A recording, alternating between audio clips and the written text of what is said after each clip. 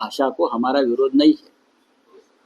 हम हिंदी का हमेशा सम्मान किया है। हमारे जैसे लोग हिंदी का हमेशा सम्मान करते हैं। हमारा पूरा राष्ट्र का जो काम चलता है, मेरे जैसे लोग हैं हमारे पार्टी के, वो हिंदी में करते हैं। लेकिन प्राइमरी स्कूल में क्लास चौथी तक का जो आपने निर्णय लिया है त्रिसूत्री भाषा सूत्र का, कि हम तीसरी भाषा हिंदी का आपको कंपलसरी करेंगे, ये स्कूली बच्चों के ऊपर एक बोझ है।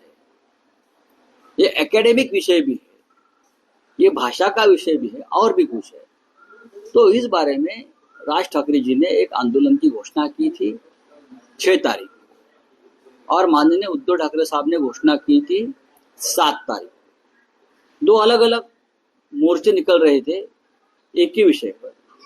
तो एमएनएस चीफ राज ठाकरे जी ने कल मुझे फोन पर बताया कि भैया ये ठीक नहीं लगता है, विषय एक है हमारा और मराठी मानुस के 2-2 बड़े मोर्चे निकलेंगे, उसे मैसेज ठीक नहीं जाएगा। हमको एक साथ मोर्चा निकालना है और सबको उसमें शामिल करना है। तो मैंने उस बारे में माननीय उद्धव जी से बात की। उद्धव जी ने भी हाँ कहा कि ये बात सही है, हमारे उनको इसका अहंकार नहीं कि अलग अलग मोर्चे निकाले।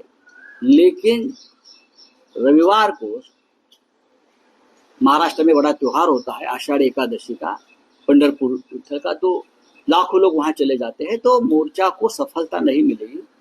तो आप राज ठाकरे जी से पूछिए कि क्या हम डेट बदल सकते हैं। एक तो आप 7 तारीख में शामिल हो जाइए, नहीं तो हम 5 तारीख को करेंगे। तो राज ठाकरे जी ने कहा कि ठीक है, हम 5 तारीख को करेंगे। अभी हम दोनों मिलकर, शिवसेना एंड एमएनएस दोनों मिलकर 5 तारीख को इस बारे में हमारा आंदोलन शुरू करेंगे। सर, अमित शाह ने कहा है कि हिंदी भाषा किसी दुश्मन नहीं हो सकता, क्योंकि महाराष्ट्र में शक्ति। देखो, अमित शाह ही महाराष्ट्र के दुश्मन है।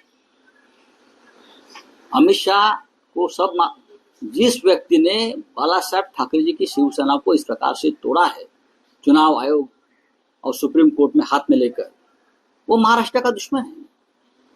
उनकी बात हम क्यों सुननी चाहिए? हम उनकी बात नहीं सुनेंगे।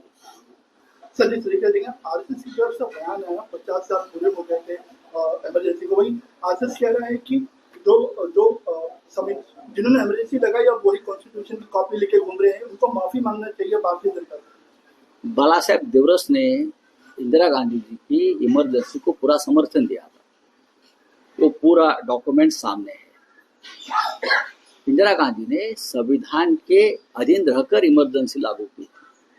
जैसी आज अनडिक्लेयर्ड इमरजेंसी, अघोषित इमरजेंसी, वैसी नहीं थी। बाला साहेब देवरस ने आपातकाल को समर्थन दिया था कि अगर किसी को उसके डॉक्यूमेंट चाहिए तो मेरे पास है, मैं उनको दे सकता हूँ।